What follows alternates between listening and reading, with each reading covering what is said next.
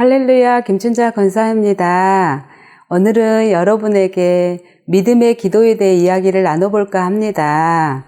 혹시 여러분은 누군가를 위해서 간절히 정말 생명을 내어드리는 것처럼 기도해 본 적이 있으세요? 보통 자신의 기도는 너무 잘하지만 다른 사람의 기도를 한다는 것은 나의 시간도 빼앗기고 귀찮기도 하고 힘들기도 해서 대충 하거나 잘 안 하는 경우가 많이 있습니다. 그래서 오늘은 저의 경험을 바탕으로 성령 안에서 기도에 관한 마음을 나눌 때 우리 가운데 오시는 성령님의 임재와 간절한 기도의 열망이 살아나시는 귀한 은혜가 있기를 기도하는 마음으로 영상을 올리겠습니다. 권사님, 중보 기도라고 하나요? 다른 사람을 위해서 시간을 내서 기도한다는 것은 참 어려운 것 같아요. 맞아요. 나와 나의 가족이 아니고 남을 위해서 기도를 하는 것을 중보기도라고 합니다. 보통 하나님과 죄인된 인간 사이의 관계를 회복하는 것을 중보라고 합니다. 성경에 보면 아브라함, 모세, 다윗, 솔로몬, 엘리야, 많은 선지자들과 하나님의 사람들이 다른 사람들과 민족들을 위해서 중보기도하는 일들을 감당했어요. 얼마나 간절히 기도했으면 엘리야 시대에는 죄로 말미암아 3년 6개월 동안 땅에 비가 내리지 아니하였다고 기록되어 있어요.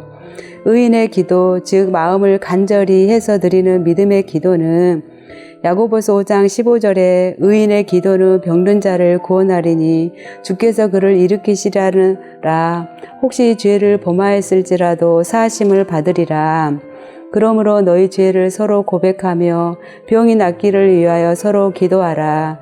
의인의 간구는 역사하는 힘이 크민이라는 말씀처럼 남을 위해 간절히 기도하는 일들은 큰 역사가 일어나는 것뿐만 아니라 병도 치유받고 죄사함도 받는 큰 축복을 받게 되는 것입니다. 우리가 다른 사람들을 위해서 기도를 하게 되면 영적인 세상에서는 놀라운 일들이 이미 이루어지고 땅에 있는 그것들이 이루어지는 역사가 일어나는 것입니다.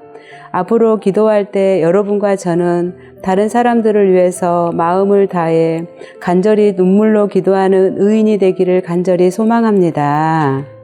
정말 남을 위해서 간절히 기도하는 시간을 더 가져야겠어요. 권사님께서는 최근에 남을 위해 눈물로 간절히 기도하신 적이 있으신가요? 얼마 전 밤 늦은 시간에 기도방에서 주님과 기도하며 교제하고 있을 때였어요. 잘 아는 지인분에게서 중보기도 요청이 갑자기 들어왔어요. 그분의 시어머니께서 오른쪽 인공관절 수술을 받으셨는데 며칠이 지나도 응급상태가 되어 중환자실에 들어가셨다고 하시면서 밤에 울면서 기도 부탁을 하셨어요. 시어머니께서 원래 천식과 신장, 고혈압 지병이 있으셨는데 수술 후에 소변도 안 나오고 천식으로 인해 이산화탄소량이 폐에 가득하게 되시면서 빠져나오지 못한 물이 폐에 가득하게 된 위기에 놓여서 급하게 중환자실에 들어가셨다고 했어요. 그분이 우리 어머니는 아직 예수님을 구주로 영접하지 않아서 이대로 가시면 절대 안 되고 아직 어머니에게 큰 효도도 제대로 하지 못했기 때문에 절대로 어머니를 이대로 보내드릴 수가 없다고 하셨어요. 만약 시어머니께서 돌아가신다면 예수님을 전하지 못한 채로 돌아가셨기에 자신은 평생 마음 아파하면서 살 수밖에 없다고 하시는데 제 마음이 뜨거워지기 시작했어요. 저는 이분의 기도 부탁을 받고 주님께 눈물로 정말 간절히 기도드렸어요. 하나님, 이 며느리의 간절한 기도를 들으셨나요? 며느리에게 주신 주님의 사명, 최선을 다해서 충성되게 할 수 있도록 한 번만 긍휼히 여기셔서 어머니의 모든 죄를 용서해 주시고 천국 갈 수 있는 기회를 주세요. 이렇게 간절히 기도를 하고 있는데 주님께서 이분의 영혼을 사랑하는 마음을 저에게 부어주시어 사랑의 눈물을 흘리게 하시면서 기도하게 하셨고 오래도록 주님과 행복한 교제를 하도록 이끌어 주셨습니다. 그 다음날 지인분이 연락이 왔어요. 권사님께 기도 부탁을 한 몇 시간 후 시어머니의 소변이 나오고 숨도 고르게 되시면서 죽음의 위기를 넘기셨다고 말씀하시는데 제가 어찌나 기쁘고 감사했는지 몰라요. 우리 주님께 모든 영광을 올려드립니다. 정말 간절한 기도에 주님이 빠르게 응답하셨네요. 그 시어머니의 삶에 기회를 주신 하나님께 저절로 감사가 나오네요. 조금 전에 또 연락이 왔었어요.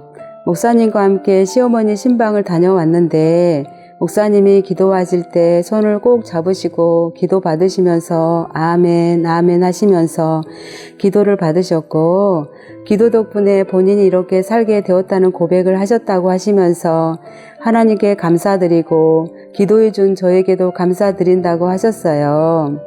어머니가 살아있다는 것만으로도 얼마나 감사한지를 너무 절실히 깨닫는 시간이었다는 그분의 말에 저도 감사를 드렸습니다.